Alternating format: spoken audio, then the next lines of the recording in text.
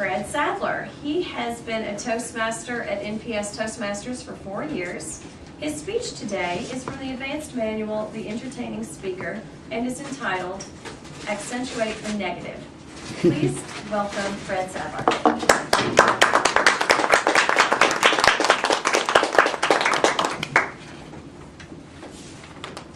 I chose the title for this speech before I heard the theme for the day. Johnny Mercer was a songwriter in the 1940s, and he wrote a song that was sung by Bing Crosby and a lot of other very popular singers that was uplifting. And it went something like this. Accentuate the positive, eliminate the negative, latch on to the affirmative, don't mess with Mr. In Between.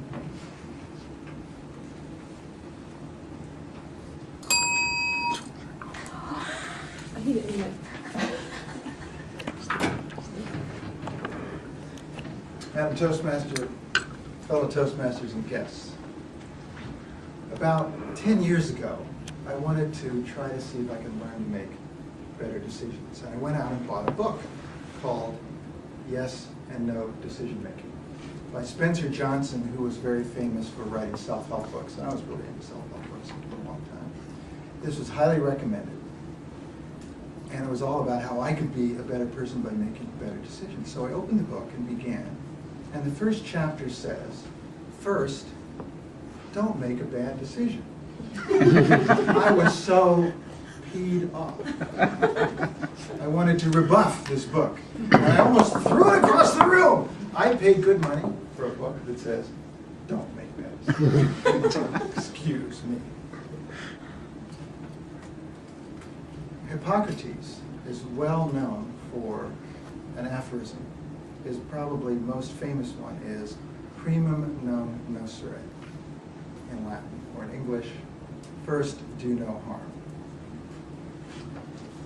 And after 4 years of college, and 4 years of medical school, and 4 years of residency when I stayed up a lot of nights and worked very hard, it seemed to me that Hippocrates could have done us a better favor than saying, first, do no harm.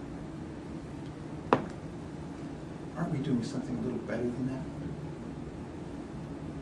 The Serenity Prayer begins with, God, grant me the serenity to accept the things I cannot change, the courage to change the things I can, and the wisdom to know the difference.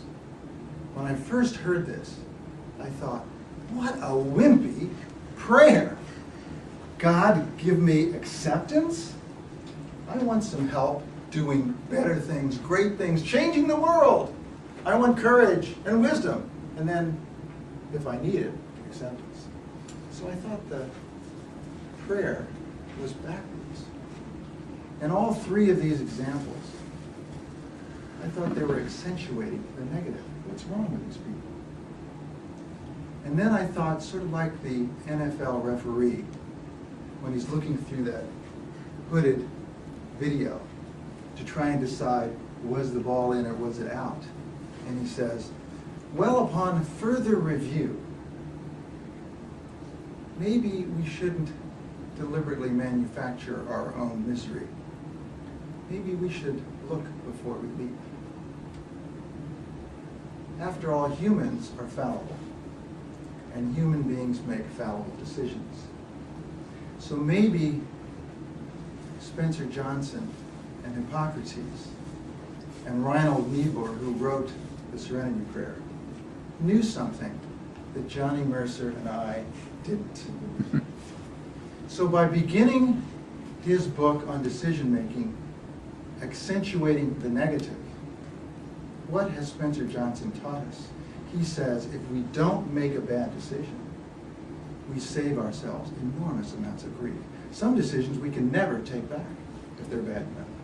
Other decisions that are bad, we can work on and struggle on and finally maybe repair and get back to neutral.